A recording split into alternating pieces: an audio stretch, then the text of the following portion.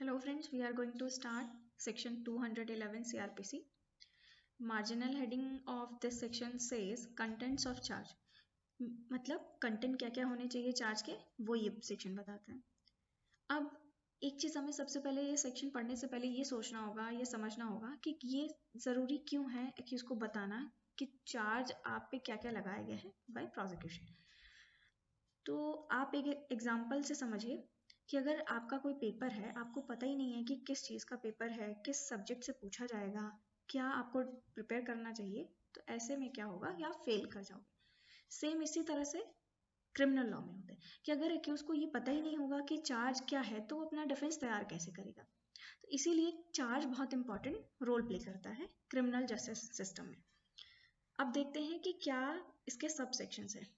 पहला sub section क्या बोलता है ये कि every charge under this code shall state the offence with which he is charge. मतलब कि किस ऑफेंस से वो, उस पर एलिगेशन क्या लगाई गई है, किस ऑफेंस की, वो बताना चाहिए चार्ज में। सेकेंड सब सेक्शन है if the law which creates the offence gives it specific name, the offense may be described in the charge by that name. मतलब मान लीजिए A is accused of murder, तो A किस चीज़ के लिए liable है, murder के लिए, तो उसको पता होना चाहिए कि इस स्पेसिफिक जो ऑफेंस का नाम है वो मर्डर है।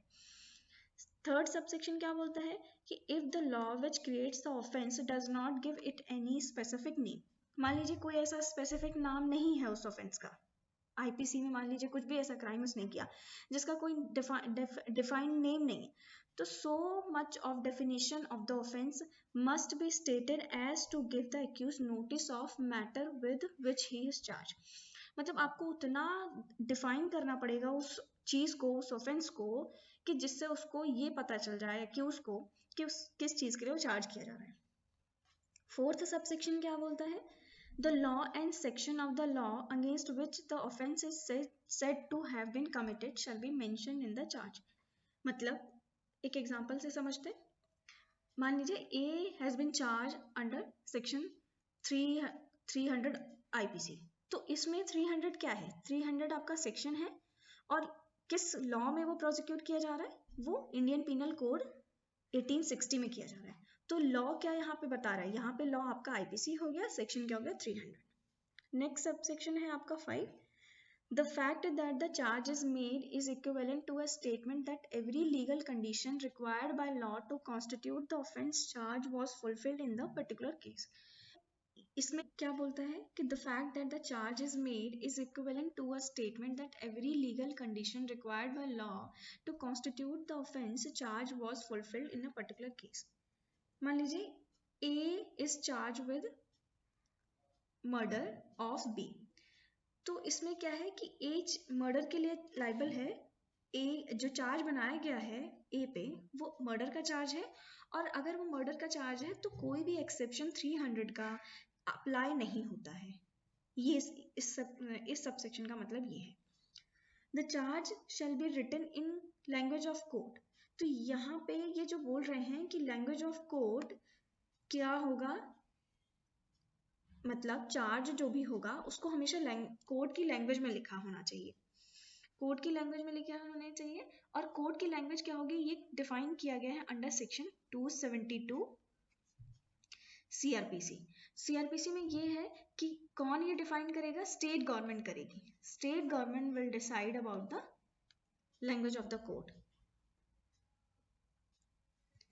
नेक्स्ट सबसेक्शन 7 क्या बोलता है, if the accused having been previously convicted of any offence is liable by reason of such previous conviction to enhanced punishment or to punishment of different kind for a subsequent offence, and it is intended to prove such previous conviction for the purpose of affecting the punishment which the court may think fit to award for the subsequent offence, the fact, date and place for the place of the previous conviction shall be stated in the charge।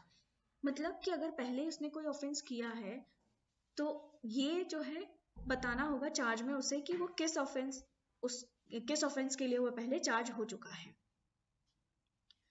Next we have to see illustrations.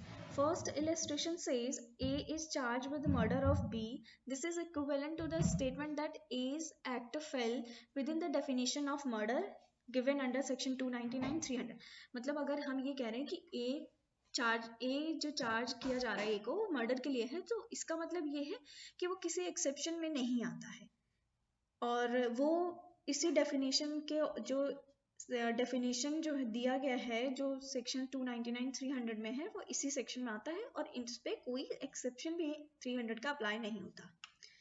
A is charged under section 326 of Indian Penal Code with voluntarily causing grievous hurt to B by means of instrument for shooting. This is equivalent to the statement that the case was not provided for by section 335.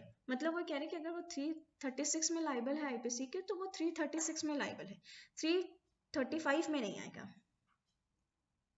And next illustration, A is accused of murder, cheating, theft, extortion, adultery or criminal intimidation or using a false property mark. तो जो charge होगा A पर क्या क्या होगा? एक the charge may state, charge में जो होगा हम क्या क्या लिखेंगे वो ये लिखेंगे कि A has committed murder, cheating, theft, extortion, adultery, criminal intimidation और used a false property mark.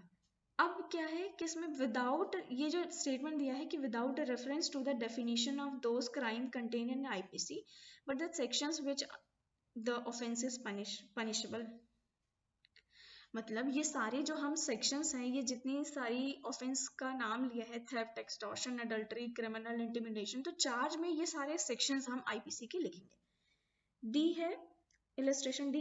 A is charged under section 185 of Indian Penal Code with intentionally obstructing a sale of property offered for sale by the lawful authority of a public servant. तो जो charge होगा उसी word में होना चाहिए जो section 185 में है. Thank you for watching this video.